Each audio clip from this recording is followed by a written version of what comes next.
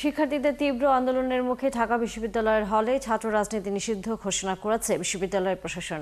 এর মধ্য দিয়ে 2024 সালের 17 জুলাই ছাত্র রাজনীতি নিষিদ্ধের যে ঘোষণা সেটি বহাল রাখল ঢাবি প্রশাসন। শনিবার দিবাগত রাতে বিশ্ববিদ্যালয়ের উপাচার্য অধ্যাপক নিয়াজ আহমেদ খানের উপস্থিতিতে এই ঘোষণা দেন প্রক্টর সহকারী প্রফেসর সাইফুদ্দিন আহমেদ। এর আগে মধ্যরাতে হলে ছাত্র রাজনীতি নিষিদ্ধের দাবিতে আন্দোলনে নামেন শিক্ষার্থীরা। হলের গেট ভেঙে বের হয়ে আসেন নারী শিক্ষার্থীরাও। ঢাকা বিশ্ববিদ্যালয়ের উপাচার্য বলেন, বিশ্ববিদ্যালয়ের হল পর্যায়ে ছাত্র রাজনীতির বিষয়ে 2024 সালের 17 জুলাই হল প্রভোস্টদের নেওয়ার সিদ্ধান্ত বহাল থাকবে। তবে ডাকসু নির্বাচন নিয়ে হলের বাইরে ছাত্র রাজনীতি ও প্রচারণা করা যাবে। 17 জুলাই 2024 সাল আমাদের হলো গিয়ে আমাদের প্রতিটা হল থেকে আমরা ছাত্রলীগ মুক্ত করেছিলাম। আমরা জানি কত কষ্ট হয়েছিল সেই ছাত্রলীগকে আমাদেরকে হল থেকে বিতাড়িত করতে। ঠিক 1 বছর পরে এসে আমরা দেখতেছি আমাদের হলের প্রতিটা হলে আপনার আজকে মোটামুটি আমাদের ঢাকা বিশ্ববিদ্যালয়ের 17টা হলে বাংলাদেশ জাতীয়বাদী দল বিএনপি তারা হল কমিটি প্রকাশ করেছে। মেইন দাবি হচ্ছে যে আমাদের ক্যাম্পাসের মধ্যে রাজনীতি হবে, ঠিক আছে, কিন্তু হলের ভিতরে কোনো ধরনের গুপ্ত সুপ্ত বা প্রকাশ্যে কোনো ধরনের কমিটি দেওয়া চলবে না, কোনো ধরনের রাজনীতি হবে না। বিসিসিআর প্রজ্ঞাপনের মাধ্যমে হল এরিয়া ছাত্র রাজনীতি নিষিদ্ধ করতেই হবে এবং ছাত্র দল তাদের কমিটি প্রত্যাহার করতে হবে এবং জুলাইয়ের সাথে গাদ্দারি করার কারণে 17 জুলাইয়ের অঙ্গীকার ভঙ্গ করার অপরাধে ছাত্রদলকে অবশ্যই ক্ষমা চাইতে হবে। হলের মধ্যে গেস্ট রুম গণরুম কালচারটির যে প্রভাব শিক্ষার্থীদের পড়াশোনার পরিবেশ নষ্ট হয়েছে, সেই জন্য আমাদের তীব্র বিরোধী অবস্থান সেখানে যে আবাসিক এরিয়াগুলোতে যেন কখনোই আবার গেস্ট রুম গণরুম কালচার ফিরে না আসে। তারা দাবি করেছে 17 জুলাই যে আন্ডারস্ট্যান্ডিং হয়েছিল সেটা বহাল থাকবে। তারা প্রভোস্টদেরকে দাবি জানিয়েছেন। স্বাভাবিকভাবেই প্রভোস্টরা এতদিন এই যেহেতু স্ট্যাটাস কোটা ছিল সেটাই বহাল ছিল, তো প্রভোস্টরা সিদ্ধান্ত চাচ্ছিলেন, তো সেই সিদ্ধান্ত আমরা আজকে জানিয়ে দিলাম, উপাচার্য মহোদয় জানিয়ে দিলেন। তো 17 জুলাইয়ে হল পর্যায়ে ছাত্র রাজনীতি সংক্রান্ত যে সমঝোতা হয়েছিল সেই সমঝোতা বহাল থাকবে। আদিবাসী দিবসে সাংবিধানিক স্বীকৃতি না পাওয়ায় হতাশ পাহাড়ের আদিবাসীরা। তারা মনে করেন পার্বত্য চুক্তির পূর্ণাঙ্গ বাস্তবায়ন সহ আদিবাসী হিসেবে স্বীকৃতি দিলে পাহাড়ে স্থায়ী শান্তি ফিরে আসবে। তাই দ্রুত পার্বত্য চুক্তির পূর্ণাঙ্গ বাস্তবায়ন সহ সাংবিধানিক স্বীকৃতির দাবি জানান পাহাড়ের আদিবাসীরা। রূপায়ণ তালুকদারের তথ্যছবিতে বিস্তারিত। বছর ঘুরে আবারও এসেছে আন্তর্জাতিক আদিবাসী দিবস। প্রতি বছর এই দিনে আদিবাসী হিসেবে সাংবিধানিক স্বীকৃতির দাবি জোরালো হয়, কিন্তু দাবি পূরণ হয় না। খাগড়াছড়ির উল্লেখযোগ্য আদিবাসীর মধ্যে রয়েছে চাকমা, মারমা এবং ত্রিপুরা। তারা জানান এখানকার আদিবাসীদের সবচেয়ে বড় সমস্যার নাম ভূমি। বিগত সরকারের কেউ তাদের কথা দিয়ে কথা রাখেনি। 1997 সালে পার্বত্য চুক্তি হয়েছিল। সেই চুক্তি আলোকে এখানকার আদিবাসীদের ভূমি অধিকার, সাংস্কৃতিক অধিকার, চিকিৎসা অধিকার এবং খাদ্য নিরাপত্তার অধিকার এবং আমাদের সাংবিধানিক স্বীকৃতির দাবি জানাচ্ছি। তারা আরও জানান দেশের আদিবাসীরা শিক্ষা, স্বাস্থ্য, বাসস্থানের সুবিধা সহ নানা ক্ষেত্রে পিছিয়ে আছে। সামাজিক নানা খাতে বাংলাদেশে অগ্রগতি হলেও আদিবাসীদের মধ্যে তা খুব একটা দৃশ্যমান নয়। পার্বত্য চুক্তির পূর্ণাঙ্গ বাস্তবায়ন সহ আদিবাসী হিসেবে স্বীকৃতি দিলে পাহাড়ে স্থায়ী শান্তি ফিরে আসবে। এই যে পার্বত্য এলাকায় যে শান্তি চুক্তি এবং প্রত্যক্ষত শরণার্থীদের কিছু দাবি দাবা ছিল, কিন্তু সেই দাবা আজ অব্দি বিগত সরকার আমলে পূরণ করা হয়নি। আদিবাসী হিসেবে আমরা স্বীকৃতি পেতে চাই, যেহেতু আমাদের ন্যায্য দাবি। আমরা বহু দিন যাবত আমরা স্বীকৃতি পাওয়ার জন্য আমরা বাংলাদেশ সরকারের কাছে আমরা দাবি করে চলে আসতেছি। পার্বত্য চট্টগ্রাম জনসংহতি সমিতির নেতারা জানান, স্বাধীনতার এত বছর পরেও আদিবাসীরা উন্নয়ন সহ বিভিন্ন সুযোগ সুবিধা থেকে বঞ্চিত হয়েছে। গণ অভ্যুত্থানের মধ্য দিয়ে এখন যে রাষ্ট্র সংস্কারের কথা বলা হচ্ছে, সেখানে আদিবাসীদের অধিকারের বিষয়গুলোতে আরো গুরুত্ব দেওয়া দরকার। জাতিসত্তা তথা আমাদের এই অধিকার প্রতিষ্ঠার জন্য আমরা প্রয়োজনে আমাদের আরো জোরদার আন্দোলন এবং বৃহত্তর আন্দোলন আমরা গড়ে তোলার পরিকল্পনা আমাদের আছে। 1994 সালের 23 ডিসেম্বর জাতিসংঘের সাধারণ পরিষদ নির্ধারণ করে প্রতি বছরের 9 আগস্ট হবে আন্তর্জাতিক আদিবাসী দিবস। দেশের উন্নয়নে তাদের অবদান ও অর্জনকে স্বীকৃতি দিতেই পালিত হয় দিবসটি। আব্দুল্লাহ মামুন, ৭১। দর্শক, সংবাদের শুরুতে যেমনটা আমরা বলছিলাম, শিক্ষার্থীদের তীব্র আন্দোলনের মুখে ঢাকা বিশ্ববিদ্যালয়ের হলে ছাত্র রাজনীতি নিষিদ্ধ ঘোষণা করেছে বিশ্ববিদ্যালয় প্রশাসন। সে বিষয়ে আলো খবর নিযুক্ত হচ্ছেন সহকর্মী ঢাকা বিশ্ববিদ্যালয় থেকে নিবিড় সাহা। নিবিড়, আজকে যেহেতু আমরা জানি যে গতকাল রাতে বিশ্ববিদ্যালয় প্রশাসন ছাত্র রাজনীতি নিষিদ্ধের যে ঘোষণা দিয়েছে তার প্রথম সকাল আসলে বলা যায়, সেই হিসেব করে প্রশাসনের এই সিদ্ধান্তকে কিভাবে দেখছেন অন্যান্য সাধারণ শিক্ষার্থীরা, এবং একই সাথে যেহেতু ডাকসু নির্বাচন সামনে আছে সেটি নিয়েও আলোচনা গত কয়েকদিন ধরে চলছিল, তাহলে ছাত্র রাজনীতি নিষিদ্ধ হলে ডাকসু নির্বাচনের জন্য যে নির্বাচনের প্রচারণা অথবা নির্বাচনী যে কার্যক্রম হওয়ার কথা সেগুলো আসলে সম্ভব কিনা, ছাত্র সংগঠনগুলো কি বলছে? তানি আসলে ডাকসু নির্বাচনের ইস্যুটি যদি পরে বলে, যে গতকাল রাতের ইস্যু নিয়ে যদি আমি বলি, যে গতকাল রাতে যে ছাত্র রাজনীতি নিষিদ্ধের দাবিতে যে উত্তাল ছিল ঢাকা বিশ্ববিদ্যালয় এলাকা, সেটি কিন্তু এখন কিন্তু আসলে পুরোপুরি শান্ত পরিবেশ বিরাজ করছে পুরো ক্যাম্পাসে। এবং গতকাল রাতে প্রায় 2:30 থেকে 3টা পর্যন্ত কিন্তু আসলে পুরো ক্যাম্পাস উত্তাল ছিল। শেষমেশ কিন্তু বিশ্ববিদ্যালয়ের উপাচার্য, প্রক্টর তারা যখন এসে পুরো বিষয়টি নিয়ে শিক্ষার্থীদের সাথে কথা বলেন এবং তাদের যে গত বছরের যে সিদ্ধান্ত, যেটি 17 জুলাই নেওয়া হয়েছিল যে ঢাকা বিশ্ববিদ্যালয়ে ছাত্র রাজনীতি নিষিদ্ধ, সেই সিদ্ধান্তের কথা আবারও মনে করিয়ে দিলে তারপরে কিন্তু শিক্ষার্থীরা শান্ত হন এবং তারপর তারা কিন্তু আসলে এই যে টিএসসি যেখানে তারা অবস্থান নিয়েছিলেন সেখান থেকে তারা ধীরে ধীরে হলে ফিরতে শুরু করেন। তো সকাল থেকে কিন্তু কোথাও কোনো বিশ্ববিদ্যালয়ের কোথাও কোনো পক্ষে বিপক্ষে কিন্তু কোনো মিছিল মিটিং কিন্তু আমরা দেখিনি। তবে আমরা কথা বলেছি সাধারণ শিক্ষার্থীদের সাথে, তারা যেমনটি বলেছেন যে বিশ্ববিদ্যালয় প্রশাসনের এমন সিদ্ধান্তকে তারা সাধুবাদ জানিয়েছেন। তারা বলছেন যে সামনে যেহেতু ডাকসু নির্বাচন আসছে, সেখানে ক্যাম্পাসে একটি শান্ত পরিবেশ বিরাজ করা দরকার, যেটি আসলে ছাত্র রাজনীতি নিষিদ্ধের মাধ্যমে সম্ভব, এমনটি কিন্তু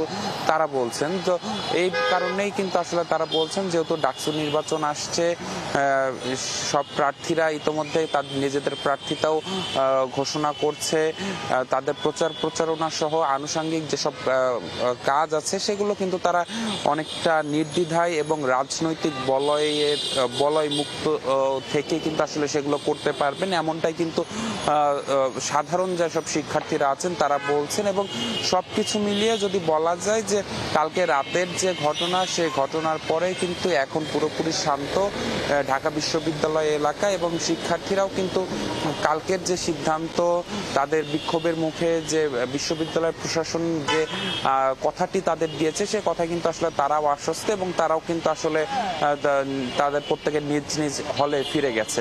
তো এই ছিল আমার কাছে থাকা ঢাকা বিশ্ববিদ্যালয় এলাকা থেকে সবশেষ খবর। তানিয়া, ধন্যবাদ নিবিশা। নিশ্চয়ই ফিরবো আমরা পরবর্তীতে আবারও আপনার কাছে বিশ্ববিদ্যালয়ের খবর জানবার জন্য। দর্শক, সহকর্মী নিবিশা ছিলেন আমাদের সাথে ঢাকা বিশ্ববিদ্যালয়ের সামনে থেকে। মন্ত্রীর পদ ছেড়েছেন বাংলাদেশি বংশোদ্ভূত পার্লামেন্ট সদস্য রুশনারা আলী। বিষয়টি নিশ্চিত করেছে ডাউনিং স্ট্রিট। লন্ডনের রুশনারা আলীর একটি বাড়ি ভাড়ার বিষয়ে অনিয়মের অভিযোগ উঠলে কঠোর সমালোচনার মুখে পদত্যাগের সিদ্ধান্ত নেন তিনি। লন্ডন থেকে বিষয়ে বিস্তারিত জানাচ্ছেন আরিফ মাহফুজ।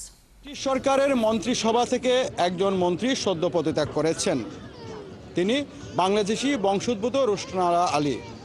রাজধানী লন্ডনের বাংলাদেশি অধ্যুষিত স্টেপনি গ্রিন এবং বেথনাল গ্রিন আসন থেকে তিনি নির্বাচিত এমপি।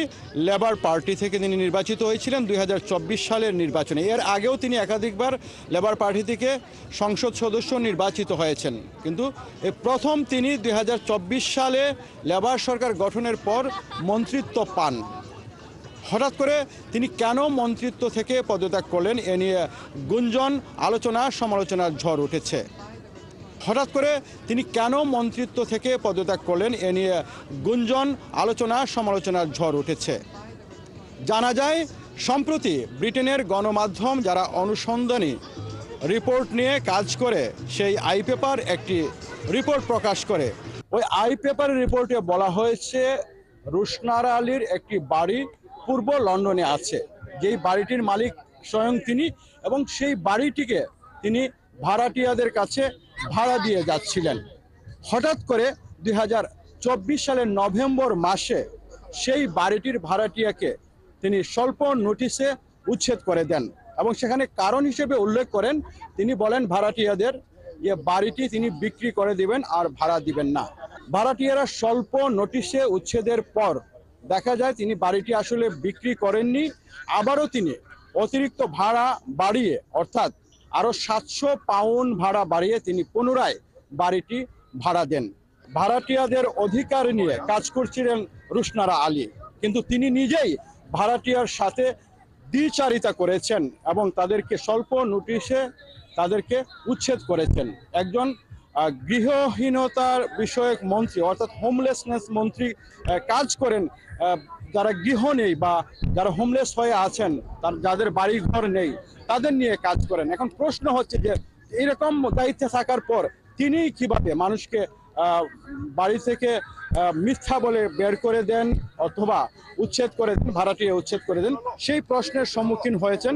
যেখানে রুশনারা আলী ভাড়াটিয়াদের অধিকার নিয়ে ক্যাম্পেইন করছেন, সেখানে ভাড়াটিয়ার সাথে নিজেই সামান্য মাত্র 700 পাউন্ডের জন্য তিনি ভাড়াটিয়াদের সাথে দ্বিচারিতা করেছেন।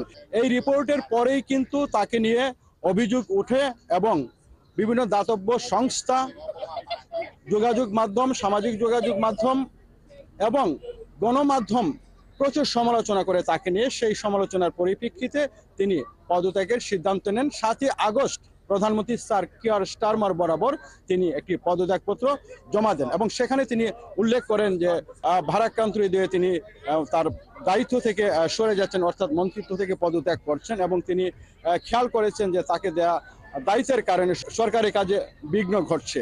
রুশনারা আলীর পদত্যাগপত্র গ্রহণ করার পর ব্রিটিশ প্রধানমন্ত্রী এবং লেবার দলের প্রধান স্যার কিয়ার স্টারমার বলেছেন যে রুশনারা আলী তার দায়িত্ব সঠিক মতো পালন করে গেছেন। তিনি অত্যন্ত পরিশ্রমী এবং তিনি আশা করেছেন যে ভবিষ্যতের দিনগুলোতে তিনি ব্যাক বেঞ্চে থাকে সরকারের সমস্ত কাজকর্মে এবং সরকারের পলিসিগুলিতে তিনি সহযোগিতা করবেন, এই আশা তিনি ব্যক্ত করেছেন। এরপরেই কিন্তু বাংলাদেশি কমিউনিটির মধ্যে নানা প্রতিক্রিয়া দেখা দিয়েছে এবং বাংলাদেশি মানুষ যে যেখানে আছেন সবাই বলছেন যে একের পর এক ক্ষমতা পেয়েও, মন্ত্রিত্ব পেয়েও দুজন বাংলাদেশি মন্ত্রী পদত্যাগ করেছেন নিজের দোষের কারণে, সমালোচনার কারণে, এবং তারা দ্বিচারিতায় অংশগ্রহণ করেছিলেন। আপনারা জানেন যে বেশ কিছুদিন আগে বাংলাদেশের সাবেক প্রধানমন্ত্রী শেখ হাসিনার বোনের মেয়ে, ব্রিটেনের পার্লামেন্টের এমপি টিউলিপ সিদ্দিকী, তিনিও কিন্তু বিতর্কে জড়িয়েছিলেন, অর্থাৎ তার বিরুদ্ধে বিতর্ক উঠে তিনি তার খালার সুবিধায় তিনি বাংলাদেশের বিভিন্ন প্রজেক্টের সাথে অর্থ কেলেঙ্কারিতে জড়িয়ে পড়েছিলেন এবং সেই বিষয়ে অনেক আলোচনা হয়, লেবার সরকারের উপরে চাপ আসে, তারপরে তিনি পদত্যাগ করেন। সো অনেকে বলছেন যে বাংলাদেশি কমিউনিটিতে আসলে উজ্জ্বল সম্ভাবনা নিয়ে যারা এমপি হয়েছেন এর মধ্যে একমাত্র রুশনারা আলী কিন্তু প্রথম বাংলাদেশি বংশোদ্ভূত কোনো এমপি ব্রিটেনের পার্লামেন্টে নির্বাচিত হয়ে এমপি হয়েছেন এবং পরবর্তীতে মন্ত্রিত্ব পেয়েছেন। দীর্ঘকাল পর দুজন মন্ত্রী পেয়েছিল বাংলাদেশিরা ব্রিটেনের পার্লামেন্টে, কিন্তু নিজ দোষে, নিজ স্ক্যান্ডালের কারণে দুজনেই তাদের মন্ত্রিত্ব হারিয়েছেন। ভবিষ্যৎ প্রজন্ম, ভবিষ্যৎ নেতৃত্ব নিয়ে বাংলাদেশি কমিউনিটির মধ্যে এখন প্রশ্ন দেখা দিয়েছে, আসলে কি ভবিষ্যতে ব্রিটেনের সরকারের মন্ত্রিসভায় কোনো বাংলাদেশি আদৌ জায়গা পাবে, নাকি পূর্বের বিষয়গুলো বিশ্লেষণ করে কোনো বাংলাদেশিকে ব্রিটেনের মন্ত্রিসভায় জায়গা দেওয়া হবে না? এই প্রশ্নের মুখোমুখি এখন বাংলাদেশি থেকে বাংলাদেশিরা। আরিফ মাহফুজ, ৭১, লন্ডন। লালমনিরহাটে তিস্তার পানি আবারও বাড়তে শুরু করেছে, যদিও তা ব্যারেজ পয়েন্টে এখনও বিপদসীমার ৫ সেন্টিমিটার নিচে রয়েছে। আবারও পানি বাড়তে শুরু করায় আমন ধান সহ বিভিন্ন ফসল ও মাছ চাষের ক্ষতির আশঙ্কা করছে কৃষকরা। পানি উন্নয়ন বোর্ড জানিয়েছে সকাল ৯টায় তিস্তা ব্যারেজ ডালিয়া পয়েন্টে পানির পরিমাণ ছিল ৫২.১০ মিটার, যা বিপদসীমার ৫ সেন্টিমিটার নিচে। এর আগে গত কয়েকদিন তিস্তার পানি বিপদসীমার কাছাকাছি থাকলেও পরে কিছুটা কমে যায়। তবে শুক্রবার বিকেল থেকে আবারও পানি বাড়তে শুরু করে। রাত ৯টায় ডালিয়া ব্যারেজ পয়েন্টে পানির প্রবাহ রেকর্ড করা হয় ৫২.১৫ মিটার, যা বিপদসীমার সমান। এদিকে এর ফলে তিস্তা পাড়ের কয়েক হাজার পরিবার পানিবন্দী হয়ে পড়েছে। ভারত পাকিস্তান ম্যাচ মানেই বাড়তি উন্মাদনা, তবে আসন্ন এশিয়া কাপে এই ম্যাচ দেখা যাবে কি না তা নিয়ে ছিল সন্দেহ। তবে সংযুক্ত আরব আমিরাত ক্রিকেট বোর্ড সাফ জানিয়ে দিয়েছে এই ম্যাচ নিয়ে কোনো সন্দেহ নেই কিংবা না হবার কোনো কারণ নেই। সম্প্রতি লেজেন্ডদের বিশ্ব চ্যাম্পিয়নশিপে ভারত পাকিস্তানের দুটি ম্যাচ বাতিল হবার পর শঙ্কা জাগে এশিয়া কাপ নিয়ে। তবে ইসিবি সিও সুবহান আহমেদ জানান, ভারত পাকিস্তান ম্যাচ ঝুঁকিমুক্ত। ওয়ার্ল্ড লেজেন্ড চ্যাম্পিয়নশিপে ভারত খেলতে অস্বীকৃতি জানালেও এশিয়া কাপে এমন হবার কোনো সম্ভাবনা নেই। এশিয়া কাপকে কোনোভাবেই ফ্র্যাঞ্চাইজি কোনো টুর্নামেন্টের সাথে তুলনা করতে চান না তিনি।